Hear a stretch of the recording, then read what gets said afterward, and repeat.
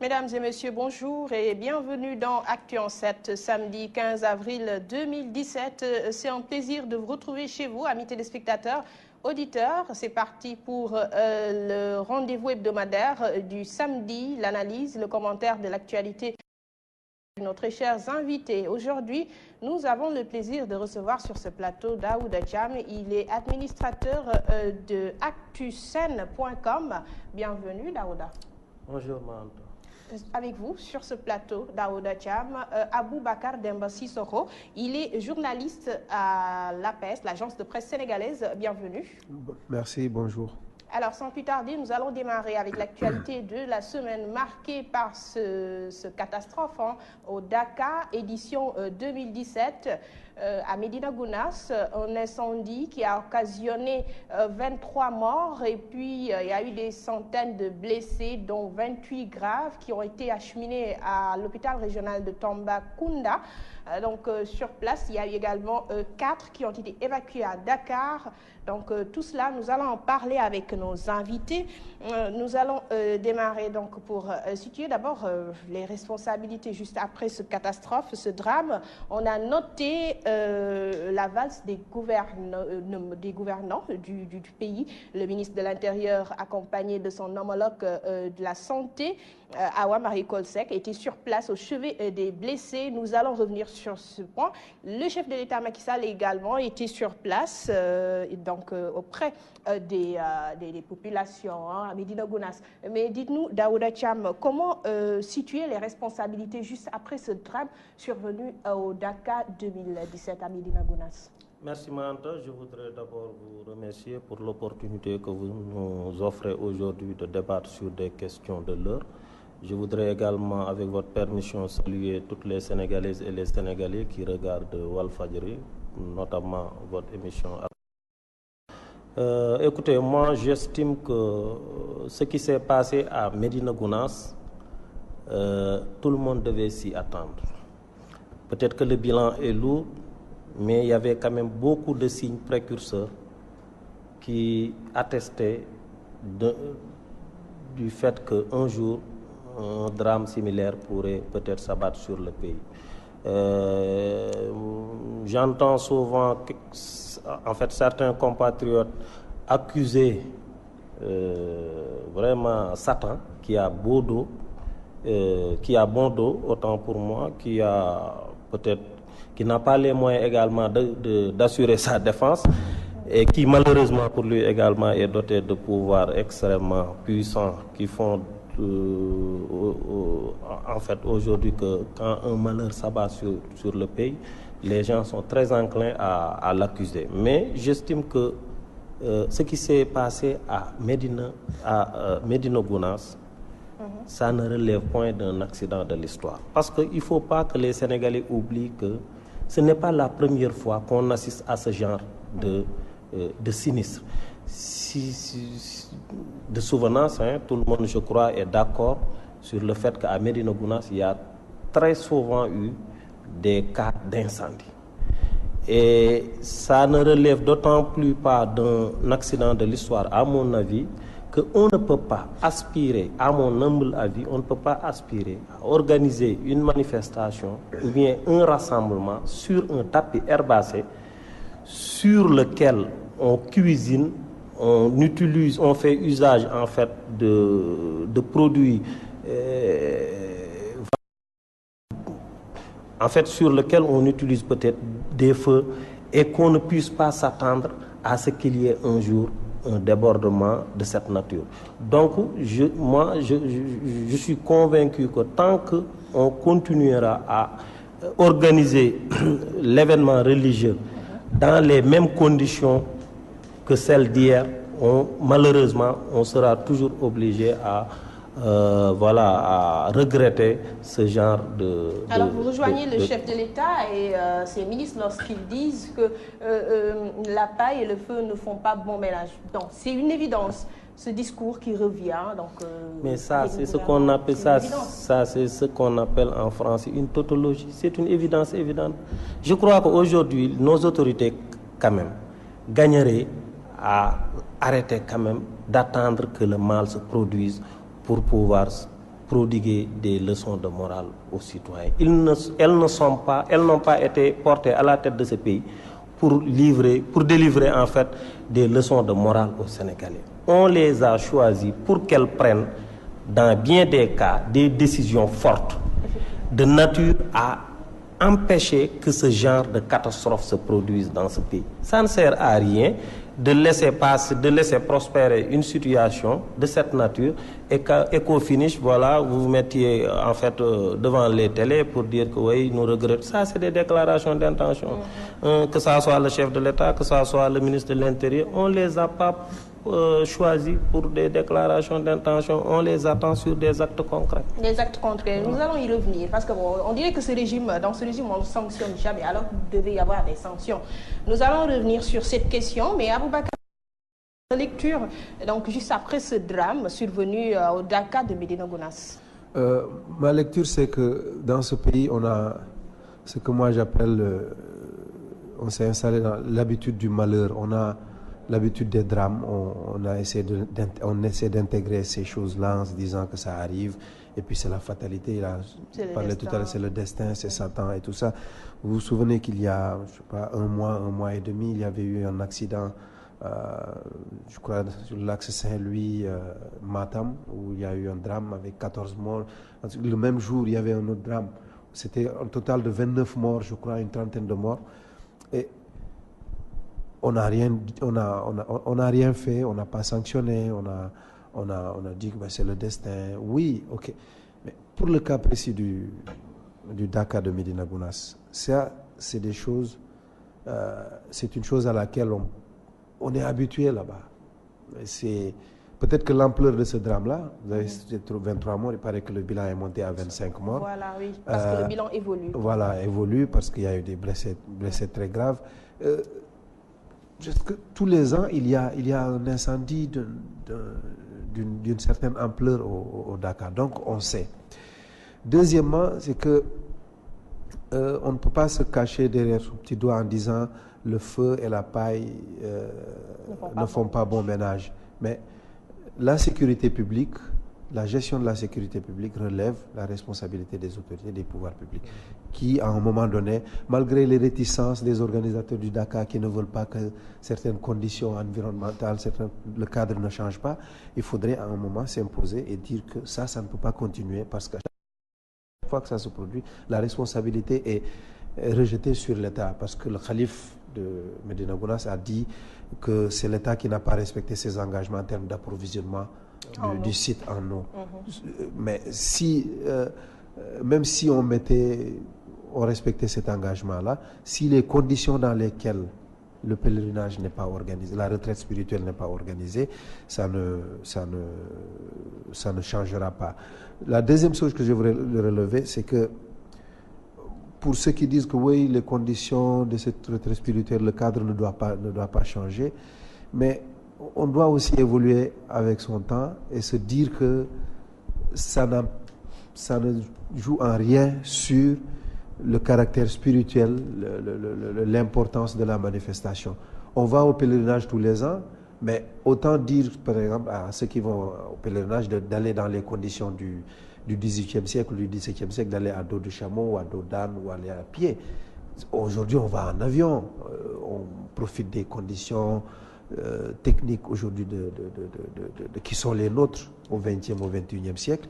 On devrait changer le cadre sans que la dimension spirituelle de la retraite spirituelle, de la retraite ne change. Donc, on doit évoluer pour que ces catastrophes-là ne se produisent pas. Pendant que les gens pleuraient les morts ou les blessés, pendant la visite, j'ai lu quelque part, je crois que c'est dans l'Obs, que des gens faisaient encore du thé à côté sans que personne ne s'en émeuve. Donc, il y a une prise de conscience de part et d'autre, du côté des organisateurs comme du côté des pouvoirs publics pour que de pareils drames ne se reproduisent pas. Mais 2 semaines après, et puis après on va retomber dans les mêmes travailleurs. Ça, c'est bien sénégalais. Ça. Vous l'avez dit tantôt, Aboubacar Dembo Sissoko, lors des CRD, des engagements sont pris par les gouvernants, notamment le ministre de l'Intérieur, mais ces engagements qui sont pris ne sont pas respectés en fin de compte. Alors, à quoi servent ces CRD préparatoires? C'est juste une tradition protocolaire du moment où on ne respecte pas les engagements pris? Souvent, on a l'impression que c'est des moments de perte de temps. Parce que vous ne pouvez pas mobiliser les organisateurs du Dakar, mobiliser les chefs techniques, les chefs de service de manière générale, mobiliser en fait l'administration de manière générale, prendre des engagements. Les organisateurs vous alertent sur des manquements qui ont été notés dans les éditions précédentes et que vous ne preniez aucune décision. Ça n'a pas de sens. Parce que, pas plus tard que ce matin, effectivement, dans un journal de la place, notamment l'Obs, le maire de la commune a explicité tous les engagements que l'État avait pris et qu'il n'a pas du tout respecté. Il a estimé avoir alerté les autorités sur le fait que la quasi-totalité des forages se situaient à l'est de Médina Gounass, alors que le Dakar tiré vers l'ouest. C'est-à-dire que la tenue du Dakar, en réalité, avait lieu à l'ouest de Médina Gounass. Il a insisté sur le fait qu'il y avait des bouches d'incendie dont en fait des bouches d'incendie qui manquaient, parce qu'il a expliqué que il n'existait en réalité que 2 bouches d'incendie pour un site qui accueille des milliers et des milliers de pèlerins. Moi, j'estime que, objectivement, l'État a une lourde part de responsabilité dans ce qui est arrivé à Médina Gounass. Même si la responsabilité individuelle de celui ou de celle qui aurait provoqué l'incendie est engagée, il n'en demeure pas moins que l'État, en prenant des engagements qu'il n'a pas su honorer, il est entièrement responsable, lui également, de ce sinistre. Entièrement responsable, d'où l'application de sanctions. Parce que, on a suivi dans la presse toujours Abdoulaye Daouda Diallo, le ministre de l'Intérieur, qui dénonce des vidéos qui ont été diffusées dans dans les réseaux sociaux, des images donc des images assez déplorables de blessés qui ont été diffusées dans les sites. Mais est-ce que c'est ça le débat? Est-ce qu'on ne devait pas parler de sanctions au niveau du pouvoir, dans le camp du pouvoir, au lieu de parler de vidéos qui ont été diffusées, entre autres? Les sanctions au niveau du pouvoir, du moment où ils n'ont pas respecté leurs engagements. Il ne faut pas demander le ciel à ces autorités. Vous savez, on est dans un système où les gens ne sanctionnent pas. Et ça n'a pas démarré avec le régime du président Macky Sall. Au Sénégal, les gens n'ont pas la culture de la sanction. Vous faites une chose, on accuse Satan, on fait du masla et puis le lendemain on oublie, les gens vaquent à d'autres occupations. C'est ça le problème du Sénégalais. Il faut que des mesures pratiques, fermes, soient prises par les autorités sans songer à ce que les populations pourraient m'administrer comme correction, comme revanche ou bien comme correction ou bien je sais pas à l'occasion d'une élection présidentielle ou bien des élections législatives. Il faut que les gens apprennent à sanctionner. Il faut qu'au niveau de l'administration centrale, s'il y a des impairs qui ont été notés ou bien du laisser-aller qui a été constaté dans le cadre de l'organisation d'une manifestation, que des sanctions soient prises. Mais tant qu'il n'y aura pas de sanctions, tant qu'on aura à accuser toujours à tort Satan, mais rien ne bougera dans ce pays. C'est ça le problème du Sénégal. Sur la question des sanctions, il faut appliquer les choses. Vous savez, on a connu une tragédie ici, par exemple le naufrage du Joola. Oui. Personne n'est allé devant la justice. Jusqu'à présent, on a classé l'affaire, tout ça. Bon, l'État dit que les responsables ont des dommages, mais il y a à des niveaux techniques et à des niveaux administratifs des personnes qui étaient en charge de telle ou telle chose et qui n'avaient pas été sanctionnées. C'est la même chose pratiquement sur beaucoup de sujets ou de drames qu'on vit dans ce pays. Mais moi, sur le non-respect des engagements par l'État, sans entrer dans des considérations, dans des comparaisons entre foyers religieux et autres, Rarement, Touba et Tivaouane se sont plaints de non-respect des engagements. Rarement. Plus on est loin de Dakar, moins ces engagements-là sont respectés. Vous entendez souvent, et Walf s'en fait souvent l'écho, de complaintes de foyers religieux à Kolda, à Sédhiou. Nous, on n'a pas vu l'État, on n'a même pas vu le sous-préfet venir représenter le ministre de l'Intérieur. On n'a pas eu d'eau, on n'a pas eu d'approvisionnement en tel ou tel, en denrées alimentaires et autres. L'électricité n'a pas été fournie et tout ça. Les questions de santé et autres. Médina Gounass, c'est très loin. C'est à croire que plus on est loin de la capitale, moins on est pris en compte, plus ou moins on fait de bruit sur certaines considérations, moins on est pris en compte, on ne tape pas sur la table et tout ça. Peut-être que c'est lié à la nature même des organisateurs et tout ça, mais c'est des questions que moi je pose sur la table. C'est que il y a, quand un État prend un engagement, il y a la question du traitement sur un même pied de tous les foyers, puisque c'est des milliers, des dizaines de milliers de personnes qui vont à Médina Gounass pour le Dakar chaque année, qui viennent des régions du Sénégal, mais qui viennent aussi des pays limitrophes, du Mali, de la Guinée, des deux Guinées, de la Gambie, et peut-être même de la Mauritanie. De la Mauritanie, d'ailleurs, l'ambassadeur de la Mauritanie faisait partie de la délégation du chef de l'État, donc à Médina Gounass. Le chef de l'État, Macky Sall, nous allons rester toujours avec lui. Il a eu à décréter 3 jours de deuil national, 2 jours après le drame.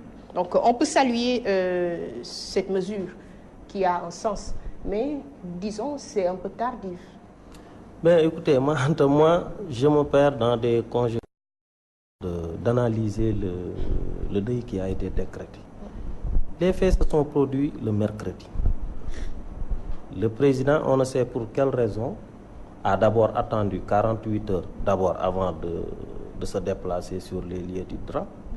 Ce qui est incompréhensible à mon humble avis, parce que dans les grandes démocraties, en Europe, aux États-Unis, il suffit qu'un môme de 2 ans ou de 3 ans se perde dans un coin de la rue, en tapant peut-être, en jouant au football, qu'il se perde dans un coin de la rue pour que toute la vie s'arrête au niveau de ces pays-là, et que toutes les autorités se concentrent sur ce fait. Mais non seulement le drame est survenu le mercredi, il ne s'y est rendu que le vendredi.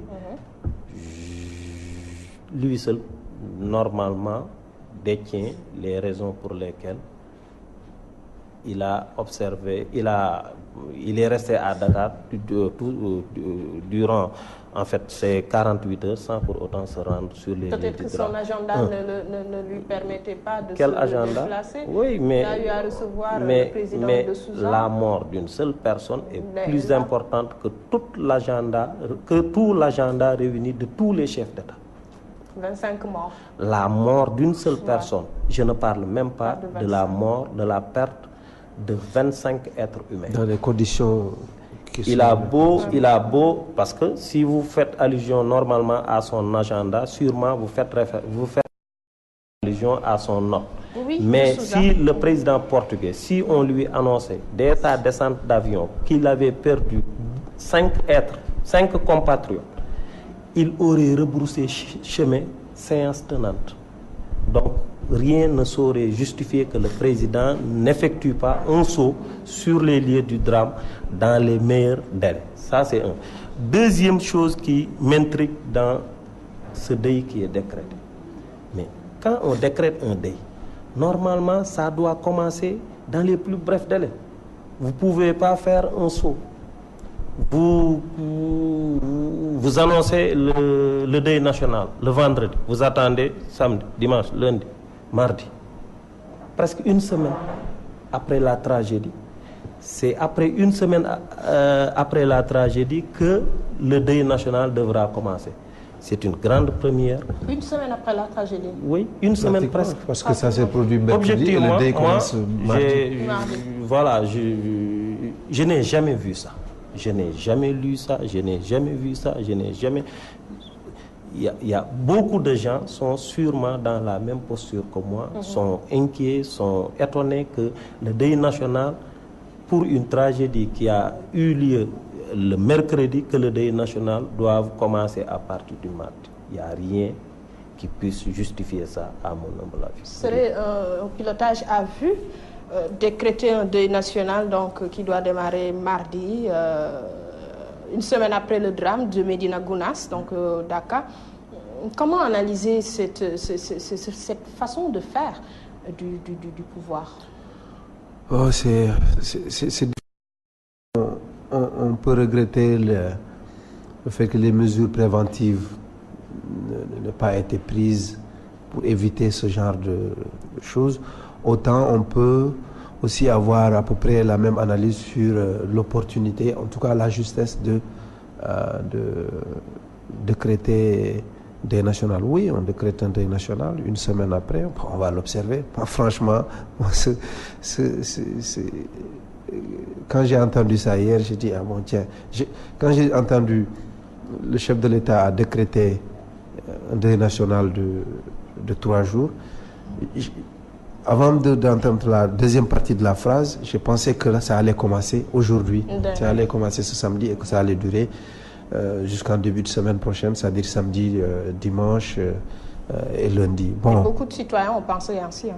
Voilà, bon, maintenant, on va l'observer. Et pour moi, le fond du problème, c'est les mesures qu'on va prendre pour que le cadre dans lequel la retraite est organisée soit un cadre qui ne permette pas des drames comme ça. C'est ça le plus important. Et deuxièmement, on en a parlé, que les engagements qu'on prend, qu'on les respecte, parce que c'est quand même pas loin d'un chef-lieu de département, Vélingara, c'est pas loin d'un chef-lieu de région, de 2 chefs-lieux de région, Kolda et Tambacounda. On peut bien prendre les mesures, mobiliser les sapeurs-pompiers de Kolda, de Tamba, et puis aider. On a parlé de modernisation des cités religieuses, sans entrer dans des considérations assez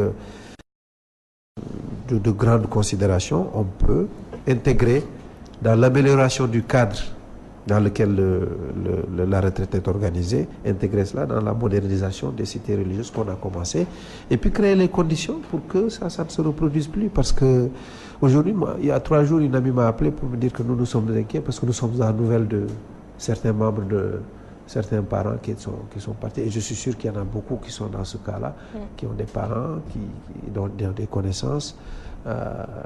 On attend encore l'identification de certains morts. Et c'est vraiment dramatique. Il faut sanctionner pour que quelqu'un qui prend un engagement à un certain niveau, service technique, puisse le respecter. Sinon, ça dans un pays qui, comme il dit, dans un pays qui se respecte, qui fonctionne normalement, celui qui est en charge au premier niveau est sanctionné, son ministre soit démissionne ou bien il est démis. Bon, ici, on ne démissionne pas. C'est le terme que je voulais entendre, la démission. Pourquoi des ministres ne démissionnent pas lorsque de telles catastrophes se produisent? On n'est pas habitué à ça ici. On n'est pas habitué à ça. On ne démissionne pas ici. On continue à faire des promesses. Oui, oui. Comme l'a titré Wolf Quotidien aujourd'hui, incendie au Dakar 72 heures après, le chef de l'État Macky Sall passe, promet, puis s'en va. Oui, bon. Donc, voilà. Bon, moi, maintenant, j'attends que l'année prochaine, on voit que le cadre a changé. Moi, c'est ça qui me rassurerait. Effectivement.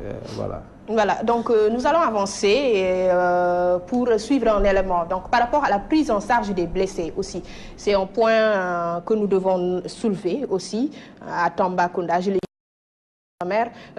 Certains ont été évacués à Dakar. Il y a également d'autres blessés qui ont été évacués à Kaolack. Alors, avec la complicité de la régie, nous allons suivre cet élément de Alassane Diallo, notre correspondant permanent à Tambacounda. Il s'est entretenu avec le docteur Alexandre Seck. Il est chef de service anesthésie et réanimation à l'hôpital régional de Tambacounda. Il est revenu sur les difficultés qu'ils ont eues à rencontrer, le personnel, donc le déficit du personnel, le personnel qui n'est pas qualifié, qui a eu à rencontrer pas mal de problèmes ce jour et jusqu'à présent, parce que bon, les conditions ne sont pas réunies à l'hôpital régional de Tambacounda. Élément à suivre avec le docteur Alexandre Seck, Chartidiane Ndiaye. En général, ce qui arrive en cas de catastrophe, quel que soit le service que l'on prend, les gens sont rapidement débordés. D'accord? Parce que si on voit la capacité d'accueil du service des urgences, d'accord, plus maintenant des patients qui étaient déjà hospitalisés au niveau du service des urgences, il va de soi que dès qu'on reçoit un afflux de malades, donc de manière brusque, donc on est facilement débordé, en tout cas par rapport à la capacité d'accueil du service des urgences. Le vrai problème, c'est qu'au niveau des urgences de l'hôpital, on n'a pas assez de... Bon, c'est même pas au niveau des urgences, c'est dans tout l'hôpital, c'est un problème de personnel, qui fait que c'est difficile d'avoir un médecin qui passe la nuit et qui le lendemain doit obligatoirement être de service. Qu'est-ce qui explique leur évacuation à Dakar? C'est parce que les soins laissent à désirer ici. L'idéal pour les brûlés, même dans les pays développés, c'est des centres spécialisés qui prennent en charge ces brûlés. Donc c'est souvent des centres de grands brûlés. Donc ça veut dire qu'il n'y a pas de centre ici? À Tamba, il n'y en a pas. Et apparemment, donc, le ministre a dit que c'est d'ici pratiquement 1 an que ça sera fait. Encore une promesse de Eva Maricol Seck, ministre de la Santé, le centre spécialisé, un centre spécialisé pour les grands brûlés. Il n'en existe pas au Sénégal. Et cela remet encore une fois sur la table le problème de l'accès aux soins au Sénégal. Oui, c'est un problème qui est récurrent. On nous fait également des promesses de manière récurrente. Le Sénégal ne souffre pas seulement d'un manque de centres spécialisés, il souffre d'un manque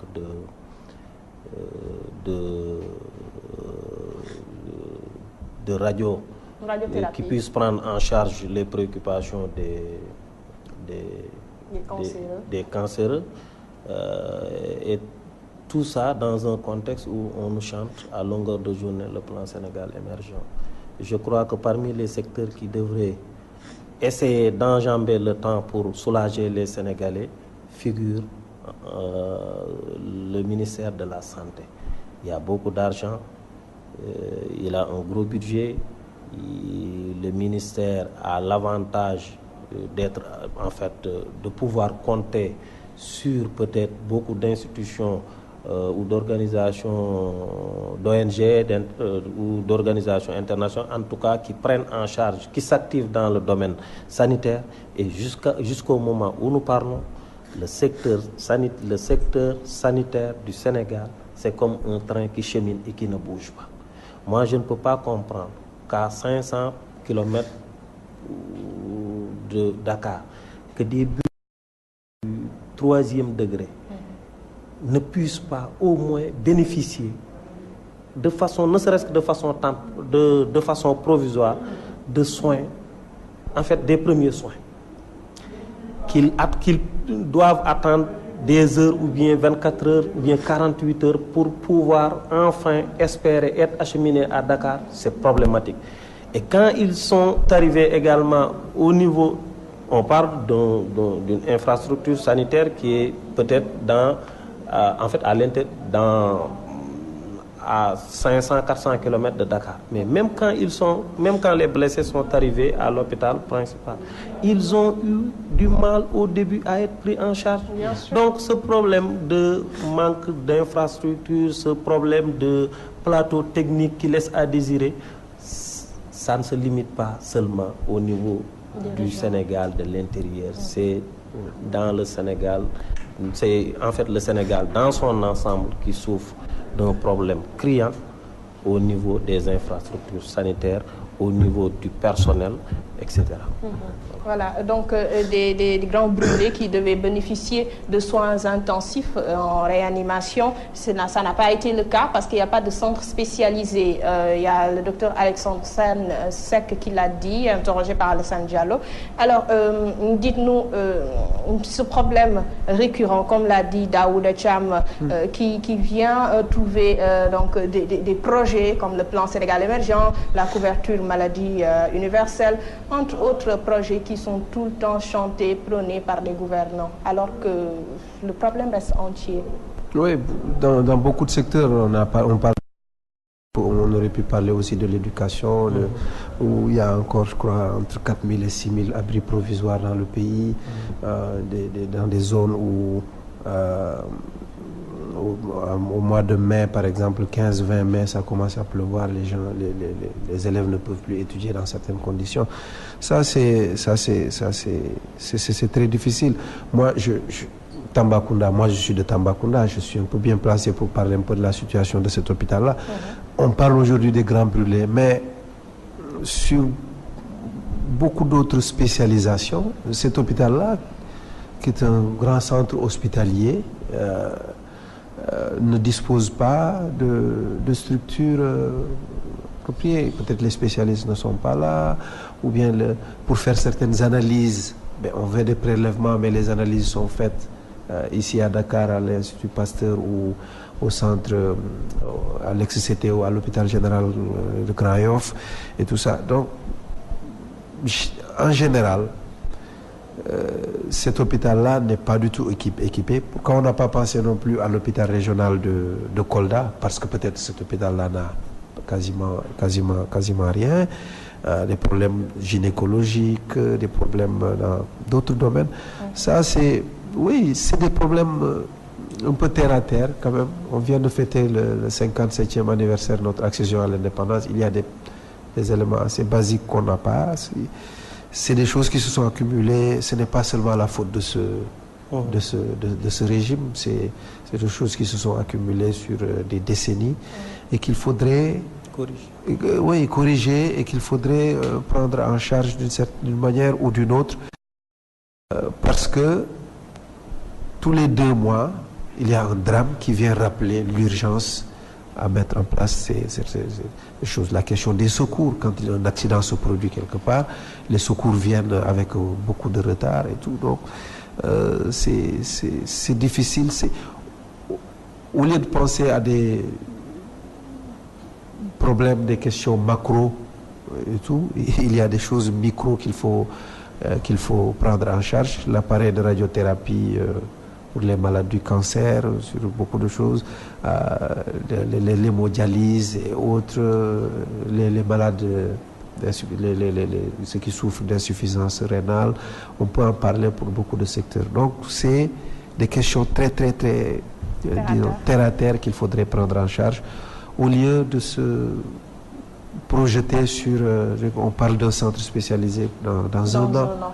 C'est difficile dans un an, ne le souhaitons pas. Peut-être s'il n'y a pas, souhaitons qu'il n'y ait pas un autre drame du même type, du genre. Voilà, donc Action 7 qui se poursuit. Je rappelle que nous recevons sur ce plateau Daouda Thiam, il est l'administrateur de Actusen.com, et puis Aboubacar Demba Sissoko de l'APS. Nous allons parler politique législative 2017 avec le retour annoncé de Maître Abdoulaye Wade. Il annonce d'ailleurs son retour pour être tête de liste de l'opposition pour imposer une cohabitation au régime en place. Alors, Daouda Thiam, quelle lecture faire de cette annonce de Maître Abdoulaye Wade? Écoutez, moi, j'ai suivi comme peut-être tous les autres Sénégalais cette annonce. D'abord l'annonce sur son retour et le discours clair-obscur quand même qu'il a eu à tenir au sujet de sa candidature ou non comme tête de liste au niveau, en fait, aux prochaines élections législatives. Mais moi, je voudrais quand même m'arrêter un tout petit peu sur ça. C'est-à-dire aujourd'hui, peut-être que rien n'est encore décidé, rien n'est encore joué au niveau de l'opposition. Mais j'estime que si l'opposition ne devait compter que sur Wade. Vraiment une personne du troisième âge qui devrait aujourd'hui assumer sa retraite politique. Si l'opposition devait se rabattre sur un vieux qui est presque un grabataire pour pouvoir se tirer d'affaire lors des élections législatives, ce serait une faillite pour l'opposition. Mais tous les moyens sont bons. Non, ce serait une faillite. Non, il faut que l'opposition apprenne quand même à être courageuse, à être ambitieuse. Vous pouvez pas, même vous chez vous, même toi chez toi, tu peux pas compter sur ton grand-père qui a 92 ans pour renverser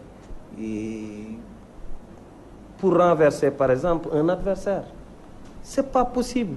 Pour vaincre un adversaire, tu peux pas compter sur un vieux. La seule chose qu'il puisse te faire pour toi, peut-être, c'est te prodiguer des conseils, etc. Mais faire de Wade une tête de liste, ce serait une faillite de l'opposition. Ça, j'en suis convaincu. Parce qu'il faut également que tout le monde s'accorde sur le fait que Wade a vécu. Il a eu à faire ce qu'il devait faire. Il l'a bien fait ou il l'a mal fait, ça tout le monde a son appréciation là-dessus. Mais aujourd'hui, l'opposition doit essayer de se prendre en charge. C'est une opposition composée de chefs de parti qui sont jeunes, qui ont l'âge du président Macky Sall, qui doivent en découdre avec celui-ci. Il faut que cette opposition prenne ses responsabilités. Mais n'est-ce pas une stratégie pour Maître Abdoulaye Wade aussi? Vous ne pensez pas? Mais Maître Abdoulaye Wade, son parti, lors des dernières élections, pour imposer son fils. Mais son parti a presque tutoyé le ridicule. Presque tutoyé le ridicule. Cite-moi des collectivités locales que le PDS a gagné. Vous ne m'en citerez pas plus de... Donc, autant le PDS a eu à souffrir le martyre lors de ces élections, autant même si vous preniez Wade, ça pourrait être compliqué. Wade, mon idée c'est qu'il faut qu'on le laisse reposer et qu'il aille vaquer à d'autres occupations. Franchement, le landerneau politique, les Abdoul Mbaye, les Malick Gakou, les Idrissa Seck, les Khalifa Sall, les consorts, s'ils ne peuvent pas se prendre en charge face à Macky Sall, c'est désespérant. D'ailleurs, Idrissa Seck est en train d'échanger avec Maître Abdoulaye Wade. Nous allons revenir sur ces coups de fil, ce rapprochement. Qu'est-ce que cela donc toujours une stratégie ou bien nous allons y revenir avec vous. Aboubacar Demba Sissoko, toujours par rapport à cette annonce de Wade, tête de liste de l'opposition, probable, une probabilité. Quelle lecture ça montre, comme disait Daouda, l'état de l'opposition. Ouais, de désolation, de manque de repères dans lequel se trouve l'opposition. Comment une opposition qui a Idrissa Seck, peut-être Ousmane Sonko, Abdoul Mbaye, ou Abdoulaye Baldé et j'en passe, peut-être qu'ils auront du mal à se... S'ils pensent que c'est ça qui va les unir autour d'une liste nationale pour les législatives, ce n'est pas gagné. L'opposition peut-être gagnerait, je ne sais pas quelle est leur stratégie, je ne suis pas leur conseiller, mais gagnerait peut-être à trouver, à négocier, à créer un cadre de négociation entre ces leaders-là, entre ces différents partis, pour trouver une liste, un terrain d'entente, peut-être pas partout, mais dans des grandes agglomérations, dans les grands... Mais juste pour imposer une cohabitation au chef de l'État, au régime en place, ce n'est pas sûr. Et puis, ce n'est pas sûr, une cohabitation. Si l'opposition gagnait aujourd'hui, la nature du système politique, le régime, c'est pas, ça ne prévoit pas une cohabitation. Le président n'est pas obligé.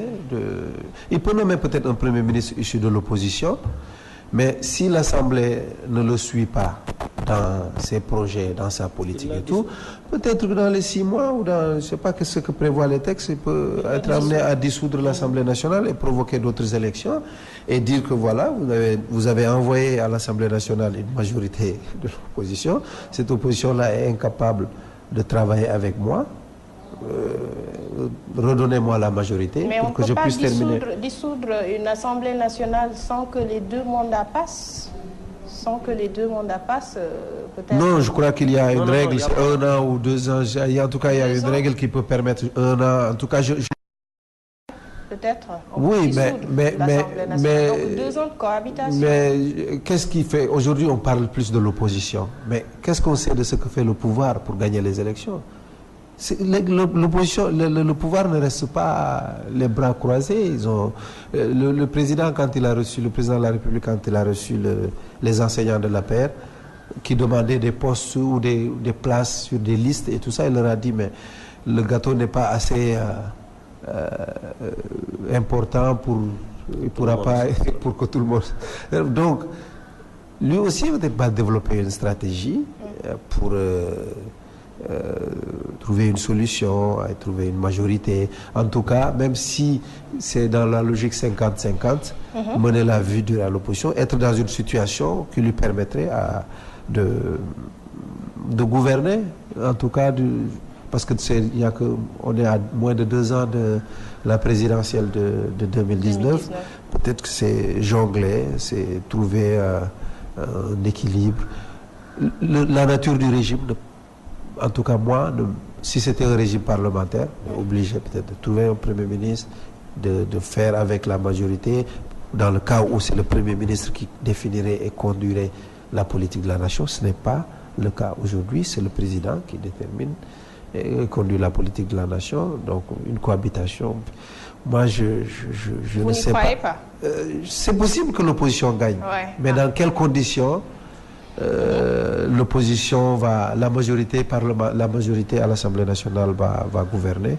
Moi, c'est ça mon équation. Toujours par rapport à cette cohabitation, donc l'intérêt pour le Sénégal, si jamais il y a cohabitation, tantôt le rapprochement entre Idi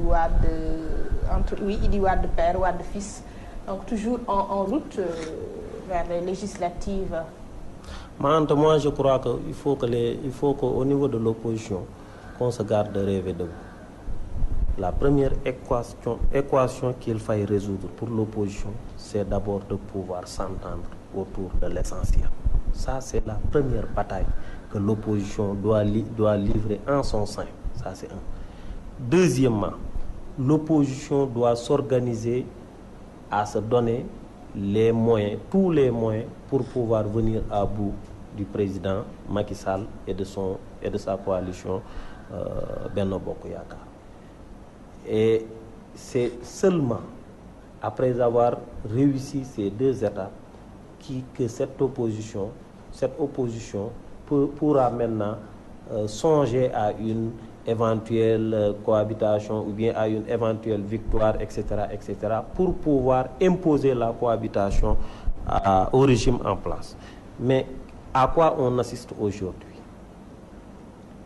On assiste à une opposition qui est très encline à se réunir autour des salons, qui n'a pas forcément investi le territoire national et qui est pourtant convaincu que la force qui est en face d'elle est une force de frappe en termes de moyens, en termes même de représentativité sur l'échiquier politique.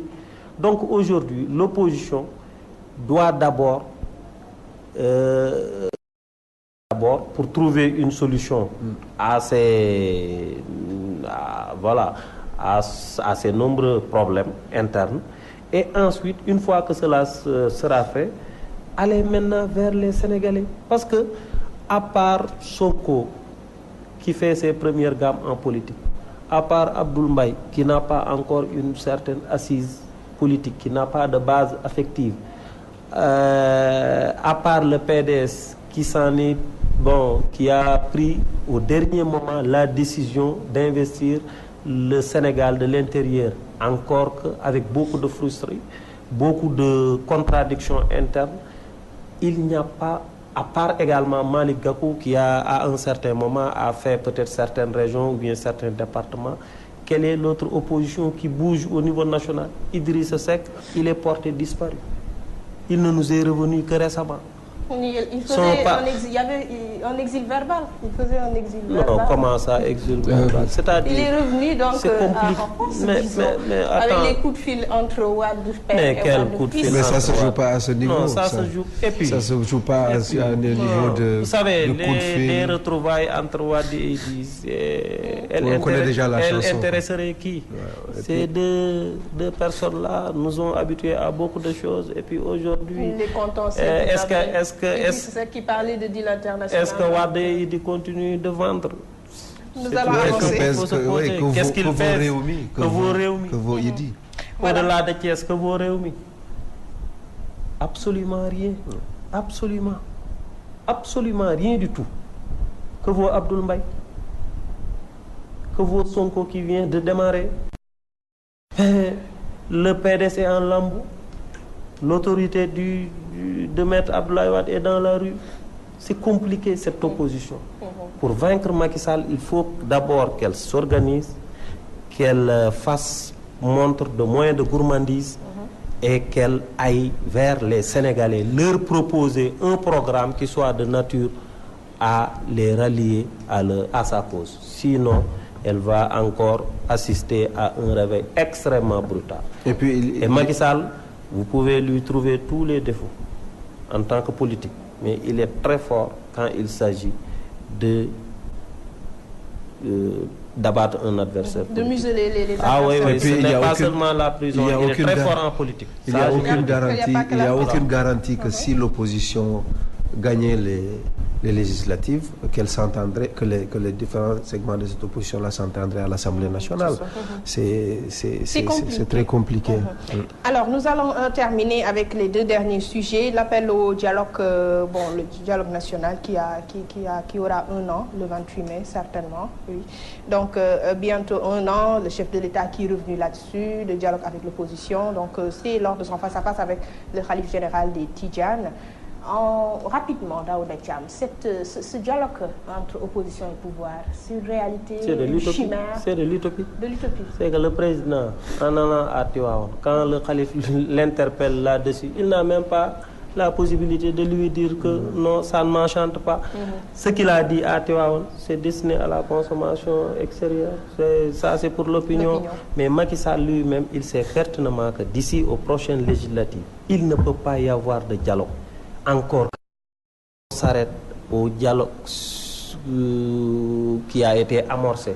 À quoi ça a servi? Ça n'a pas bougé, ça n'a pas fait bouger les lignes. Bientôt 1 an. Mais ça n'a servi à rien du tout. C'était un défilé d'acteurs politiques devant le président Macky Sall. Il n'y a ni plus ni moins. Encore que mais l'opposition et le président Macky Sall ont des comptes à régler entre eux. Ils ont des comptes à solder. Qu'on leur permette d'ici aux prochaines législatives et d'ici à la prochaine présidentielle de solder leurs comptes. Macky Sall a ouvert tellement de fronts avec ces gens-là. Il a un contentieux avec Baldé qu'il a essayé de traîner dans la boue, ça n'a pas abouti. Il a un contentieux, en tout cas dans le cadre de la CREI, je veux dire. Il a un contentieux avec Sonko qu'il a récemment abattu, entre guillemets.